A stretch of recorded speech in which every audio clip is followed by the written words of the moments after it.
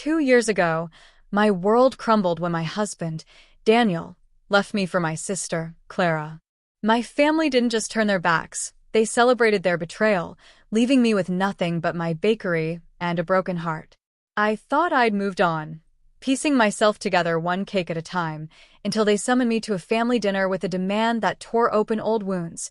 Bake the cake for Clara's wedding to Daniel. They thought they could use me, shame me, control me. But they underestimated me. This is the story of how I turned their trap into my triumph, baking not just a cake, but a masterpiece that would change everything. My name is Eleanor, and this is how I took back my life. Before we dive into today's story, we would like to thank you for joining us on Title Afterglow. Your support means the world, so please like, share, and subscribe to stay updated with our gripping tales of justice and triumph. Now, let's jump into the story. I should have known better. 2 years of silence from my family, and the moment they call, I let hope sneak in, like a stray cat scratching at the door. I thought maybe, just maybe, they wanted to mend things. To see me, Eleanor, their daughter, their sister, the one they discarded like day-old bread when Daniel and Clara betrayed me. But as I stood in the doorway of the house I grew up in, the air thick with chatter that died the second I stepped inside, I realized I was wrong. This wasn't reconciliation.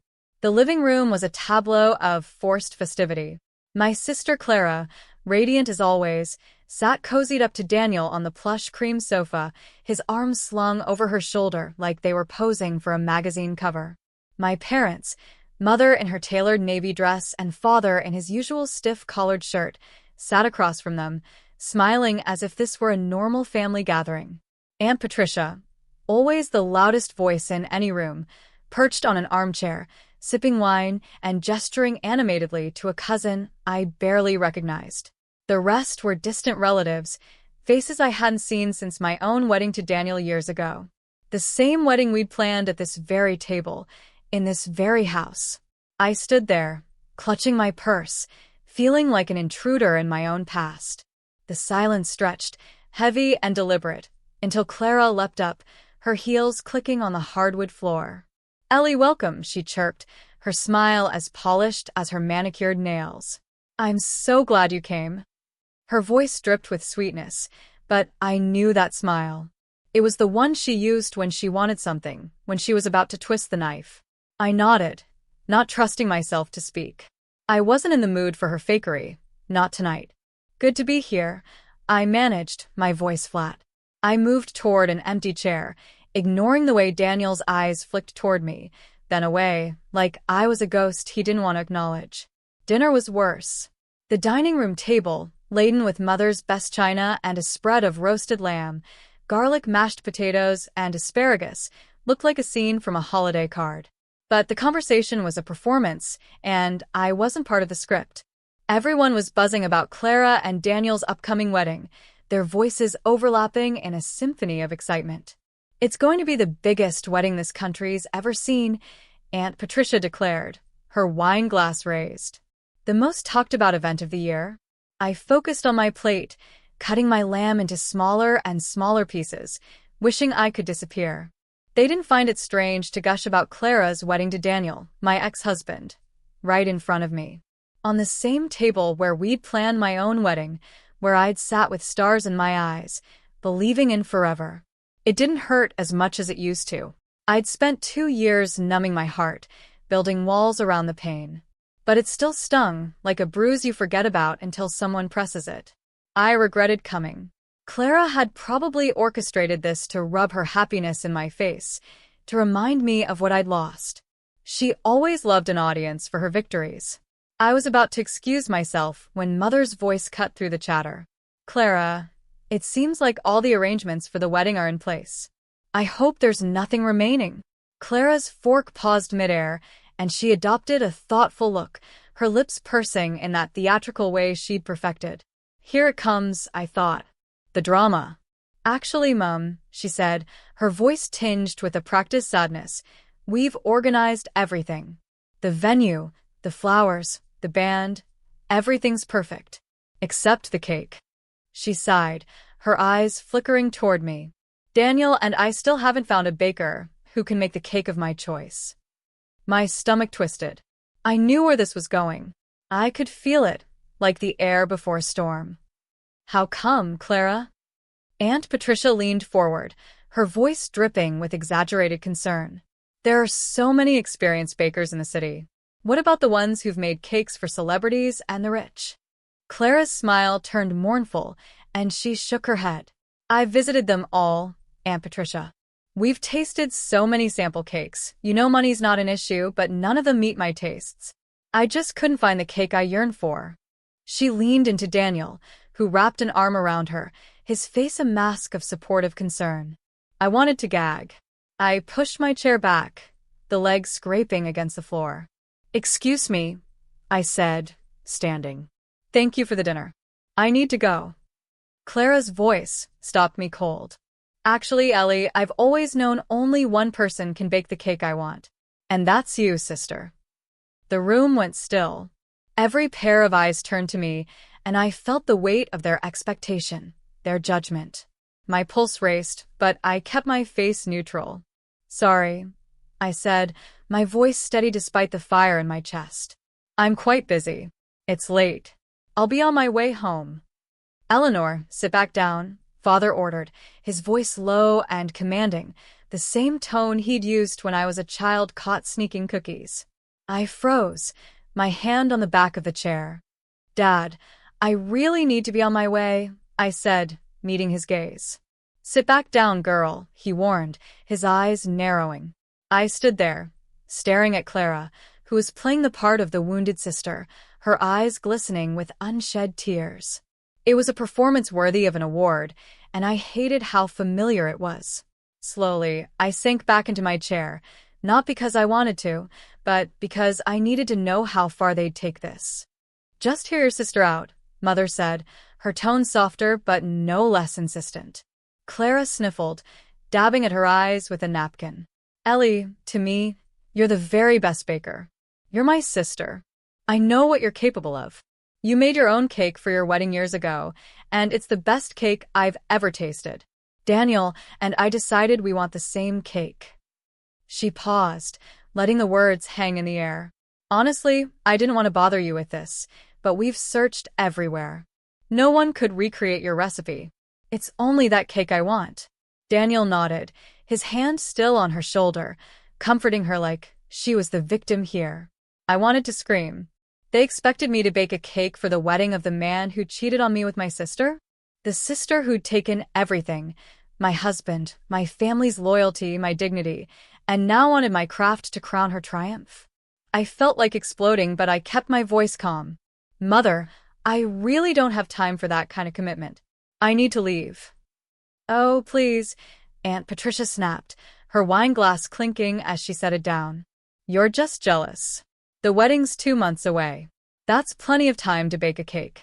It's not like your tiny bakery is swirling with customers. I clenched my fists under the table. My bakery, Ellie's oven, was my sanctuary. It was small, yes, but it was mine, built from years of sweat and early mornings, from perfecting recipes and coaxing smiles from customers with every bite. They had no right to mock it. It's already decided, Mother declared, her voice final. You will bake the cake for your sister's wedding. I was done playing nice.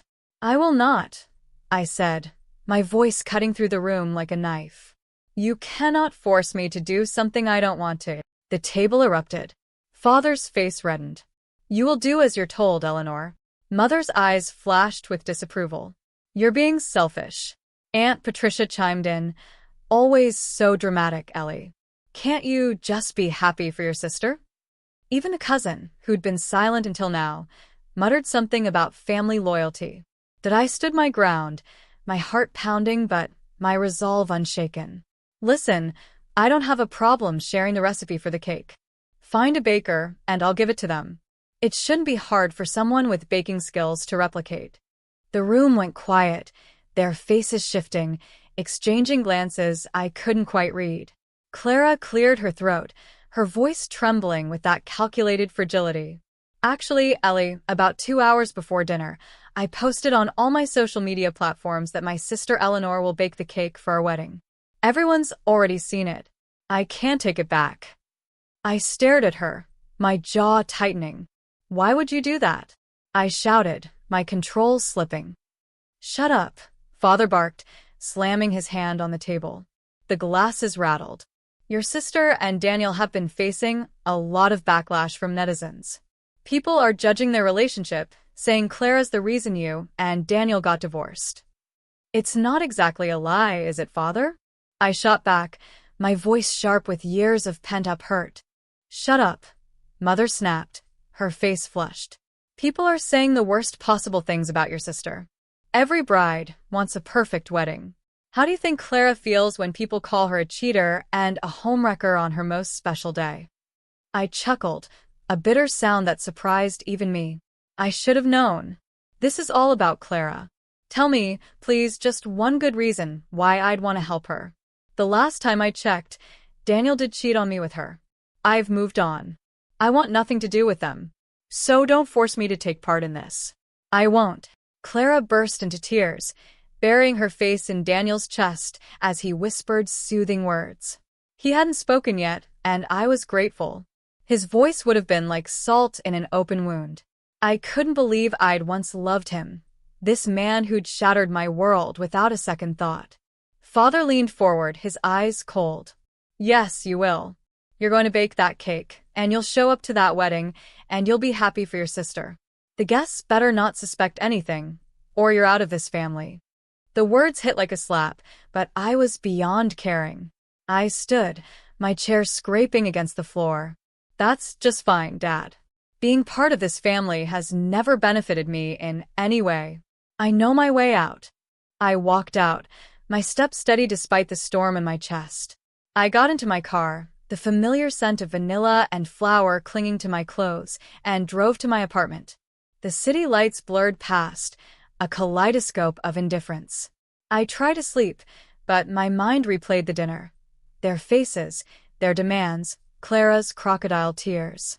I'd cried enough after Daniel's betrayal, after my family chose him and Clara over me. I wasn't going to cry again. They'd used me, invited me under the guise of family only to ambush me with this. Clara knew it would hurt, and she'd done it anyway. The next morning, I threw myself into work at Ellie's oven. The bakery was my haven, its warm yellow walls and the hum of the ovens a balm to my frayed nerves.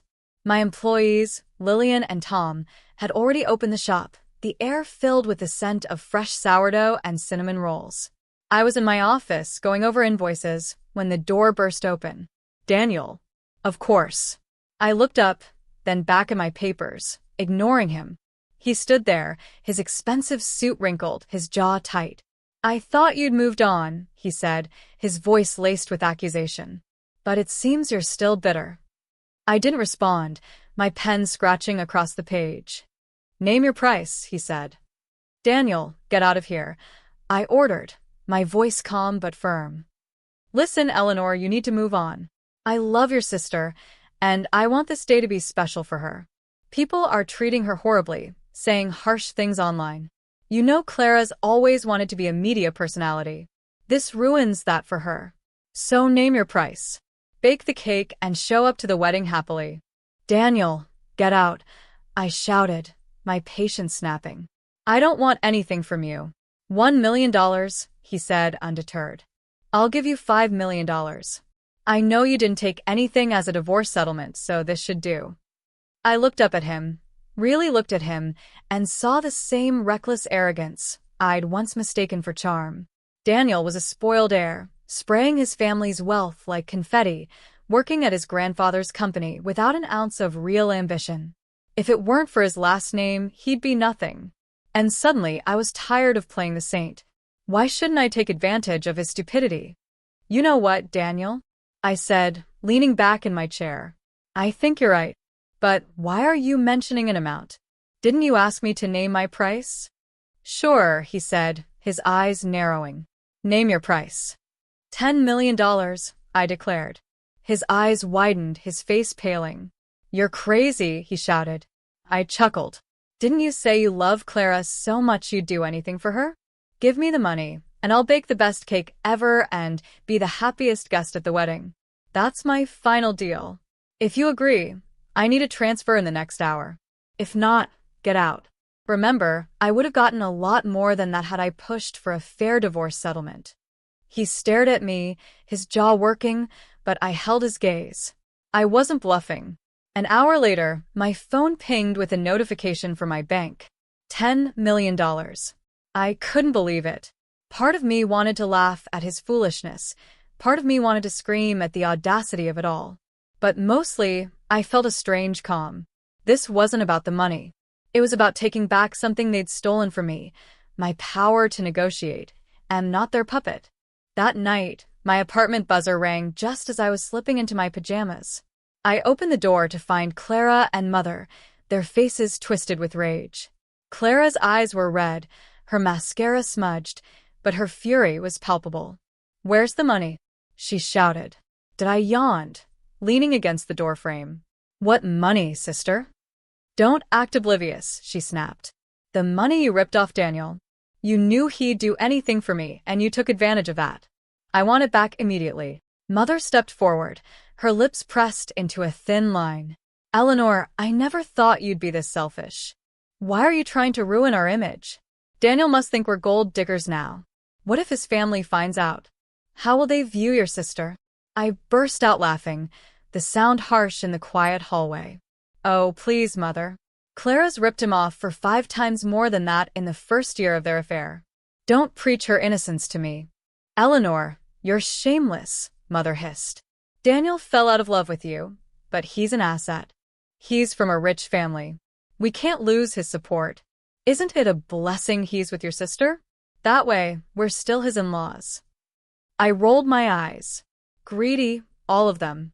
If people find out you only agreed to bake the cake because Daniel persuaded you with such a large amount, they'll think you're doing it for the money and that you're still angry at your sister and Daniel, Mother said. "You need to return that money to your sister." I laughed again, louder this time. "Forget it, okay? I'm not returning any money. And, besides, how will people find out? I don't intend to tell anyone. My lips are sealed. So, unless you spill, no one will know." Clara glared at me, her eyes like daggers. "We'll see about that," she spat, storming out, Mother trailing behind her. "Bye, sister." I called after her, my voice mockingly sweet. "I'll bake you the best cake ever." I closed the door, my heart racing but my resolve stronger than ever. They thought they could manipulate me, shame me into compliance. They were wrong. I wasn't the broken woman they'd left behind 2 years ago. I was Eleanor, the baker, the survivor. And if they wanted a cake, they'd get one. A masterpiece that would show them exactly who they were dealing with. The next morning, my phone buzzed with a call from Lillian, my friend and employee at the bakery. Her voice was frantic. "Ellie, you need to check social media. Now." I opened my laptop, my stomach sinking as I saw the post from Cindy, Clara's best friend. "My bestie's fiancé loves her so much, he offered his ex-wife $10 million just to agree to bake her dream cake for their wedding." It was a simple sentence, but it was a calculated bomb. The comments were a battlefield. Some called me a bitter, jealous ex.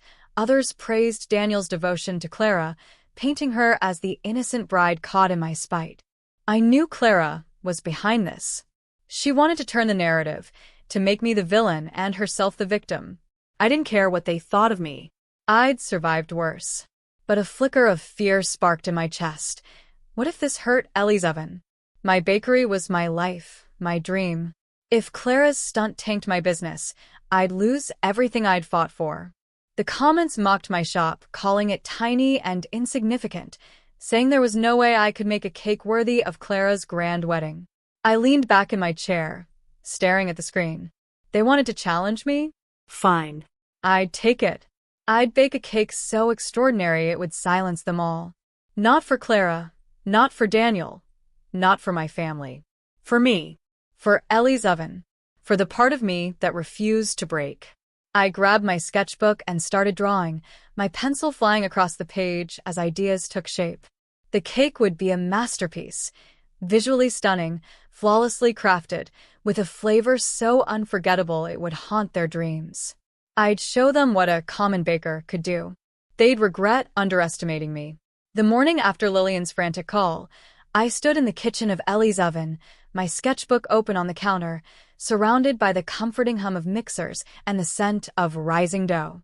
My team, Lillian, Tom, and our part-time helper, Sarah, bustled around, filling orders for our regulars, but I was already lost in the challenge I'd set for myself. Clara's social media stunt had lit a fire under me. She wanted to paint me as a bitter, gold-digging ex? Fine. I'd bake a cake so extraordinary it would steal her spotlight, not because I was petty, but because I had to protect my bakery. My dream. Myself. I flipped through my sketches, each one more ambitious than the last. The cake had to be a showstopper, visually breathtaking, a work of art that would make jaws drop. But it also had to taste like heaven, a flavor so unique it would linger on tongues and spark conversations. Clara and Daniel wanted the same cake I'd made for my wedding, a vanilla chiffon layered with passion fruit curd and lavender buttercream, delicate and unforgettable. But I wasn't going to give them a repeat. I'd take that recipe and elevate it, make it something entirely new, something that screamed Eleanor. Lillian, I called, waving her over. She wiped flour off her hands and peered at my sketches, her dark curls bouncing. What do you think of this? I pointed to a design, a 7-tiered cake, each layer sculpted with intricate filigree patterns, cascading sugar flowers in soft golds and ivories, and a subtle shimmer of edible pearl dust. It was elegant but bold, like a gown made of dreams. She whistled. Ellie, that's insane. Gorgeous, but insane. You sure we can pull this off in 2 months? We have to, I said, my voice firm. Clara's already told the world I'm baking this cake. People are calling us a tiny shop online, saying we can't handle a wedding this big. We're going to prove them wrong. Tom, kneading dough at the far counter, chuckled. You're scary when you get that look, boss. What's the flavor plan? I tapped my pen against the sketchbook. I'm keeping the vanilla chiffon base, but I'm tweaking the filling. Passion fruit's too predictable. I'm thinking a yuzu curd for brightness, paired with a white chocolate ganache infused with cardamom. And the buttercream, maybe rose water and pistachio, just a hint, so it's not cloying. Sarah, arranging cupcakes in the display case, looked up. That sounds like a cake I'd sell my car for. You're not messing around. I can't afford to, I said, closing the sketchbook. This isn't just a cake. It's a statement. The next few weeks were a blur of flour, sugar, and sleepless nights. I threw myself into perfecting the recipe, treating it like a science experiment. My team and I baked test cakes, tweaking ratios until the chiffon was so light it practically floated. The yuzu curd took 10 tries to balance its tartness, and the cardamom ganache nearly drove me to tears when it split twice. But every failure made me more determined. I wasn't just baking for Clara's wedding. I was baking for every customer who'd ever raved about my cakes, for every morning I'd drag myself out of bed after the divorce, for the Eleanor who refused to let her family break her. Clara, predictably, couldn't leave me alone. She called the shop 3 times the first week, her voice syrupy sweet, demanding to taste the cake. Ellie, I'm the bride, she whined during one call. I deserve to know what I'm getting. You'll taste it at the wedding, I said, cradling the phone while piping buttercream onto a test cake. You've already announced to the world I'm handling it, so trust me to do my job. She huffed. Don't be difficult, Ellie. I just want to make sure it's perfect. It'll be perfect, I said, my tone clipped. Goodbye, Clara. I hung up before she could argue. She showed up in person the next day, sweeping into the bakery in a tailored blazer and heels, her hair pulled into a sleek ponytail. The bell above the door jingled, and every customer in the shop turned to stare. Clara had that effect, always the center of attention. I was behind the counter, boxing up a cake, and I didn't look up. Ellie, she said, leaning against the counter, her voice loud enough to carry. We need to talk about the cake.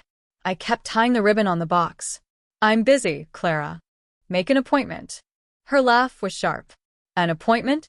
I'm your biggest client. My man paid $10 million. I don't need one. I finally met her gaze, my face blank. You're a customer. And customers wait their turn. Her eyes narrowed, but she plastered on that fake smile. Fine. I'll wait.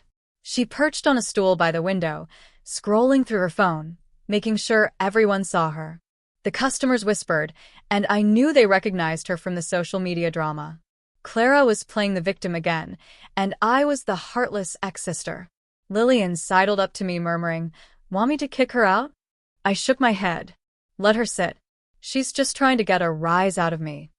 Clara stayed for an hour, sipping a coffee she didn't pay for, before leaving without another word. But she came back twice more that week, each time demanding a taste, a peek, anything. I refused every time. "You'll see it at the wedding," I told her, my voice a steel wall. Like everyone else. The third time, Mother came with her. They marched in during the lunch rush, Mother's face pinched with disapproval. "Eleanor, this is ridiculous," she said, her voice cutting through the hum of the shop. "Clara's the bride. She has a right to taste her cake." I wiped my hands on my apron, stepping out from behind the counter. "Mother, Clara's made this a public spectacle. She posted online that I'm baking the cake, so she can trust me to deliver. If she doesn't, that's her problem." Clara's eyes glistened, her voice trembling. "Ellie, why are you being so cruel? I just want my wedding to be perfect." I crossed my arms. "And I want my business to survive the drama you've stirred up online. You don't get to waltz in here and make demands after that stunt with Cindy's post." Mother gasped. "Eleanor, how dare you? Your sister's under so much pressure. The least you can do is cooperate." I laughed, a bitter sound that made the customers glance over. "Cooperate? You all forced me into this. You begged me to bake the cake, then tried to ruin my reputation to make Clara look innocent. I'm doing this my way. The cake's my responsibility now.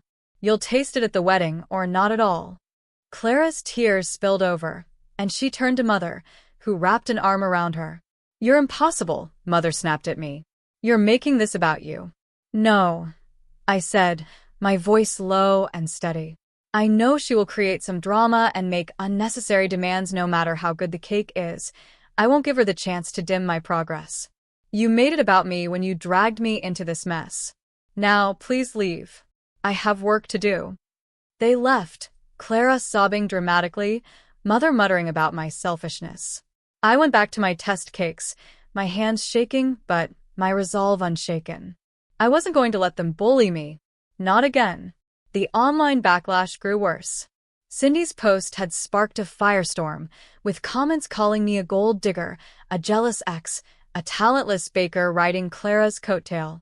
But there were others, people who'd tasted my cakes, regulars who defended Ellie's oven, saying our pastries were unmatched. It gave me hope, a reminder that my work spoke for itself. I just had to make this cake undeniable. I poured everything into it. My team and I worked late nights, sculpting sugar flowers by hand, testing piping techniques until our wrists ached. The recipe came together. A chiffon so tender it melted on the tongue, yuzu curd that danced between sweet and tart, cardamom ganache that warmed the palate, and rosewater pistachio buttercream that tied it all together. We tasted slivers of each test cake, tweaking until it was perfect. Lillian called it a love letter in cake form, and I smiled because it was. Not to Clara or Daniel, but to myself. A week before the wedding, Clara called again, her voice icy. "Ellie, I'm warning you. If this cake isn't perfect, I'll make sure everyone knows you failed. My wedding's going to be live-streamed. The world will see." I leaned against the counter, unfazed. "Clara, you've already put my name out there. And I know how to do my job. I don't do half measures." She hung up without another word. I knew she was nervous. She'd built this wedding into a spectacle, and my cake was now its centerpiece, thanks to her own drama. Good. Let her sweat. The day before the wedding, we assembled the cake in the bakery's back room. It was a marvel, 7 tiers, each layer adorned with delicate sugar filigree, golden flowers cascading down like a waterfall, the pearl dust catching the light. We packed it carefully, each tier in its own crate, and I gave my team strict instructions. Transport it to the venue veiled. Guard it like hawks. I didn't trust Clara or her friends not to sabotage it. I'd seen the way Cindy smirked in her social media stories, hinting at surprises for the wedding. The wedding day dawned bright and crisp, the kind of day that screamed celebration. I stood in front of my mirror, slipping into a simple red gown that hugged my curves without screaming for attention. I wasn't here to compete with Clara. I didn't need to. My cake would do the talking. The venue, a luxury hotel overlooking the city, was a world away from the small church where Daniel and I had married. Crystal chandeliers glittered, white roses spilled from every surface, and the guest list read like a who's who of the elite. I arrived early, checking on the cake with Lillian and Tom, who'd set it up in a corner of the reception hall, still veiled. "No one's touching this until the reveal," I told them. "Not Clara, not her friends, no one." "Got it, boss," Tom said, his arms crossed like a bouncer. Lillian grinned. "This is gonna blow their minds." The ceremony was in a grand ballroom. Rows of chairs draped in silk, Clara a vision in her designer gown, Daniel stiff but handsome in his tux. I sat in the back, alone, ignoring the glances from relatives and strangers. My family didn't acknowledge me, didn't invite me to sit with them. Fine. I didn't need their approval anymore. The vows were said, rings exchanged, and I felt nothing. Not pain, not anger. Just numbness, like watching a movie I'd seen too many times. The reception was a whirl of champagne and laughter, guests mingling under golden lights. I kept to myself, sipping a glass of sparkling water, smiling politely when people approached. Most were curious, their eyes darting to me, then away, whispering about the $10 million cake. I didn't care. I was here for one reason. Then the reporters came. A trio of them, cameras rolling, microphones thrust in my face as I stood near the dessert table. "Eleanor, how's the wedding?" The lead reporter, a woman with sharp eyes, asked, her smile predatory. I kept my face pleasant, my voice light. "It's the best wedding I've ever been to. Clara and Daniel look so happy." She pressed closer. "How do you feel about your sister's wedding being so much grander than yours was? More luxurious, with so many elites here?" I knew the trap, but I smiled wider. "I'm thrilled for Clara. She deserves the best, and I wish her all the happiness." The reporter's eyes gleamed. "We heard you refused to bake the cake until your ex-husband offered you $10 million. Is that true?" The room seemed to hush, guests turning to watch. I felt the weight of their stares, but I didn't flinch. This was Clara's doing, her attempt to humiliate me on a live broadcast. Time to flip the script. Did I laugh? A genuine sound that caught them off guard. "It's true. I did refuse at first. I'm a businesswoman, and my time's valuable. But Daniel loves Clara so much, and since I didn't take anything in our divorce, I saw an opportunity to make a deal. So I took it, and I'm proud of it." The reporters blinked, stunned by my candor. The crowd murmured, some shocked, others intrigued. I pressed my advantage, my voice clear and confident. "They say no cake's worth $10 million, that a small shop baker like me can't deliver something extraordinary. But I disagree. The guests here will taste it tonight. And for everyone watching at home, come to Ellie's oven right now. We've got samples of the cake available. Try it and tell me what you think." The reporters scrambled to keep up, but I was done. I stepped away, my heart pounding but my head high. The room buzzed, guests whispering about the $10 million cake, their curiosity piqued. I turned Clara's trap into my stage, and it felt good. An hour later, my phone vibrated with a text from Lillian, who'd stayed at the bakery to handle the sample giveaway. "Ellie, it's chaos. People are lined up around the block. All the samples are gone, and they're begging for more. Social media is blowing up. People love it." I smiled, slipping my phone back into my purse. The cake was unveiled during the reception, and the gasps were audible. It stood like a sculpture, its golden flowers glowing under the lights, the filigree sparkling. Clara and Daniel cut into it, their faces a mix of awe and irritation. The guests swarmed, cameras flashing, phones out, posting pictures online. When they tasted it, the room erupted in murmurs of delight. "This is unreal," I heard one woman say. Worth every penny, a man agreed. People approached me all night, praising the cake, asking about my bakery. Some were elites, slipping me their cards, wanting to order for their own events. My team, still guarding the cake, took down names and numbers, their notepads filling up. I stayed gracious, thanking everyone, but inside, I was soaring. Clara had wanted to bury me, but I'd risen instead. I caught her glaring at me from across the room, her face tight, Daniel's arm around her. Mother and father stood nearby, their expressions sour. They'd wanted me to play the dutiful sister, to fade into the background. Instead, I'd stolen the show, not with malice, but with excellence. The wedding was Clara's, but the night was mine. As the party wound down, I slipped out, exhausted but exhilarated. I drove home, switched off my phone, and fell into bed, the taste of victory sweeter than any cake. The morning after Clara's wedding, I woke to the sound of my phone buzzing relentlessly on the nightstand. I'd turned it off last night, craving the quiet after the chaos of the reception, but curiosity got the better of me. I powered it on, and the notifications flooded in, hundreds of missed calls, texts, and social media alerts.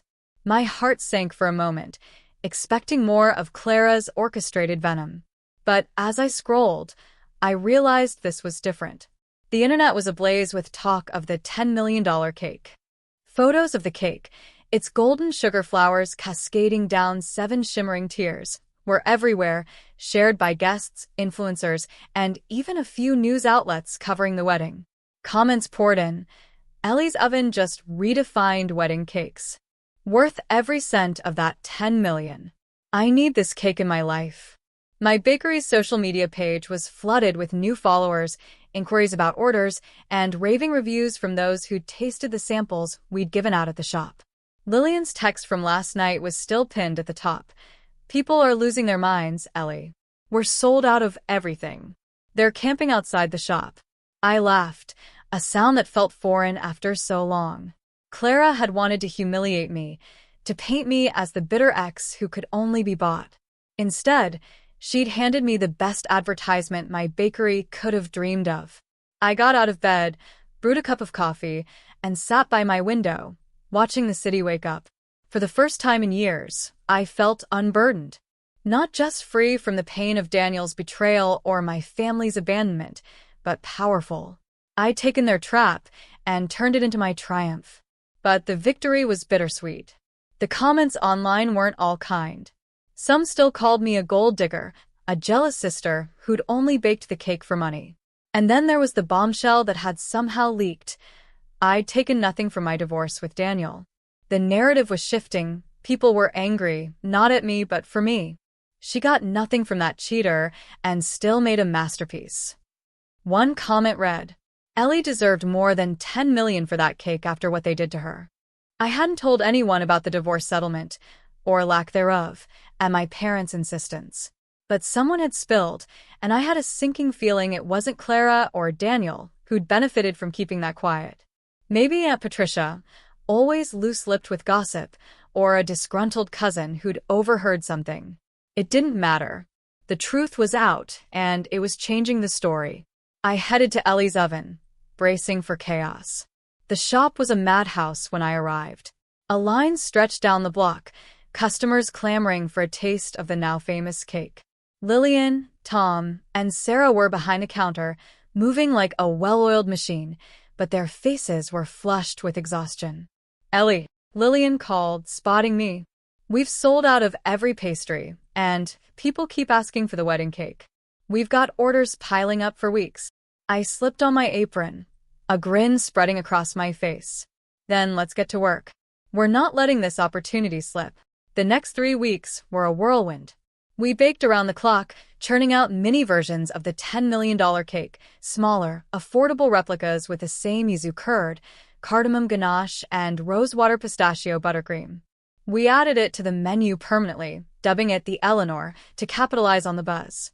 Local food bloggers stopped by, raving about the flavor.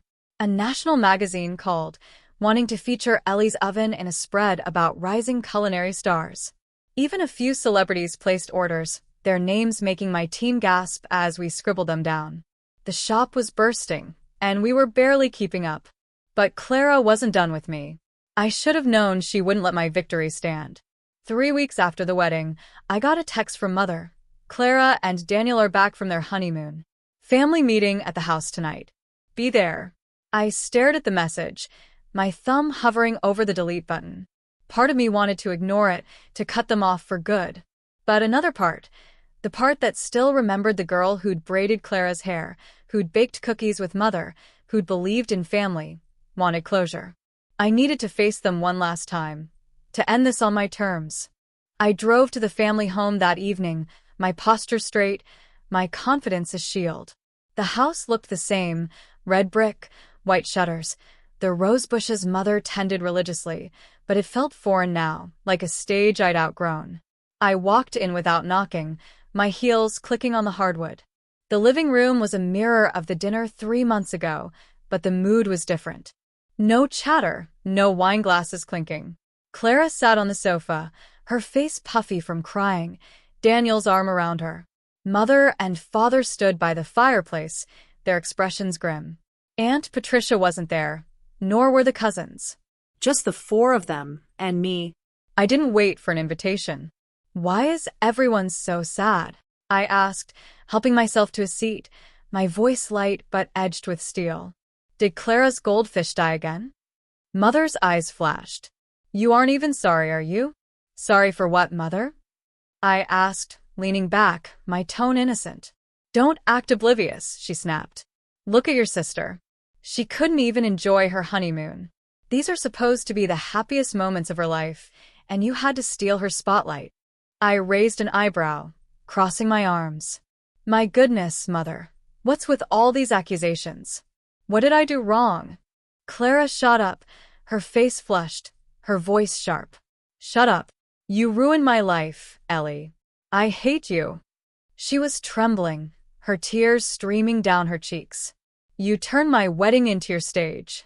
That interview, that cake, people are laughing at us.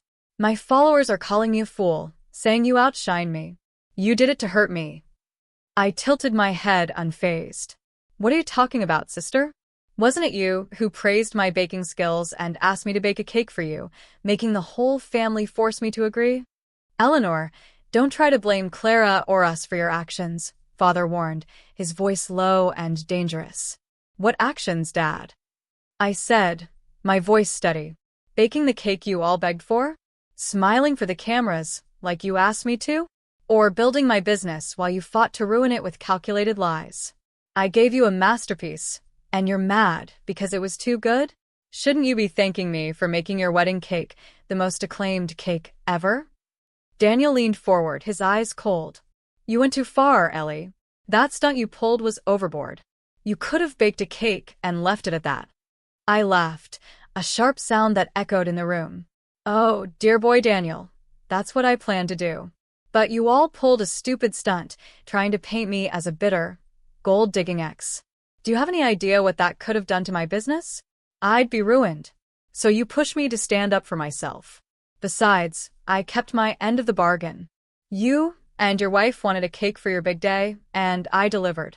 Don't blame me, because the world loved it more than your vows. Mother gasped. Eleanor, that's enough. You're being selfish, making this about you. Clara's humiliated. Daniel's family and friends are judging him. This is a bad image for their family name. It's affecting everyone. You need to apologize, make a statement to fix this. Tell everyone nice things about Daniel and Clara, change the narrative. Yes, right now, Father shouted, pointing at me. Post a statement. Tell people you don't like the way they're bullying your sister and her husband. I burst out laughing, the sound bubbling up from deep within me. And why exactly would I do that? Tell me one good reason, please. Indulge me. How will this benefit me? They fell silent, their faces a mix of shock and frustration. Daniel spoke up, his voice tight. I'll pay you. How much do you want? I chuckled, shaking my head. Danny boy, your money isn't always going to work for you. I don't need it. In case you haven't noticed, I'm doing just fine. And about that, I actually want to thank you all. Dear sister, Your wedding was a blessing in disguise, the best advertisement my business could have gotten. I'm so happy. I'm glad I baked that cake. I got $10 million. Millions of people now know about Ellie's oven, and I got thousands of clients. Clara's face twisted with rage. You're a bitter, jealous person. You can't accept that Daniel chose me over you. I sighed, standing up, my movements deliberate. Oh, dear sister. I knew I deserved better the moment I found out how easily Daniel was swayed by the charms of a woman who shares his uncontrolled, lustrous desperation. A cheat will always be a cheat. They may change victims, but they rarely change their nature. But you have nothing to worry about. You two are birds of a feather. You'll be just fine. I paused, letting my words sink in. Anyway, I have to leave now. We're very busy at the shop. Goodbye, family. Don't call me, don't text me, don't reach out in any way. I'm done with all of you. I walked out, my head high, my step steady. Their silence followed me, heavy but impotent. I got into my car and drove off, the city lights blurring past, a canvas of possibility. I didn't look back. The weeks that followed were a testament to my triumph. Ellie's oven was no longer just a tiny shop. The $10 million cake had put us on the map, and orders kept pouring in. We couldn't keep up with the demand, so I made a bold decision. I used a chunk of the $10 million to buy a larger space, a bright, airy storefront in a bustling part of the city, with floor-to-ceiling windows and room for a proper kitchen. No more renting, no more scraping by. I owned it outright. My name on the deed. Ellie's oven. We moved in a month later, the grand opening a celebration that drew crowds. Lillian, Tom, and Sarah were joined by 3 new hires, bakers and baristas I'd handpicked for their skill and heart. The shop was packed, the air filled with laughter, clinking coffee cups, and the scent of fresh pastries. Customers raved about the Eleanor, and our other offerings, sourdough loaves, raspberry tarts, chocolate eclairs, flew off the shelves. A food critic from a major newspaper stopped by, calling our bakery a revelation, proof that passion triumphs over pedigree. Clara tried to strike back, of course. A week after our confrontation, Cindy posted another jab online. Some people will do anything for attention, even ruin their sister's special day. But the tide had turned. The comments were overwhelmingly in my favor. Ellie's cake was the real star that wedding. Clara's just mad her sister's talent outshone her drama. I didn't respond. I didn't need to. My work spoke for itself. I heard through the grapevine that Clara's social media empire was crumbling. Her followers were dropping, tired of her whining and staged tears. Daniel's family, embarrassed by the public fallout, had started distancing themselves, and rumors swirled that his grandfather was rethinking his role at the company. I didn't care. Their world was no longer mine. One evening, as I closed up the new shop, Lillian lingered, her apron slung over her shoulder. Ellie, ever think about reaching out to them? Your family, I mean. Maybe not Clara, but your parents.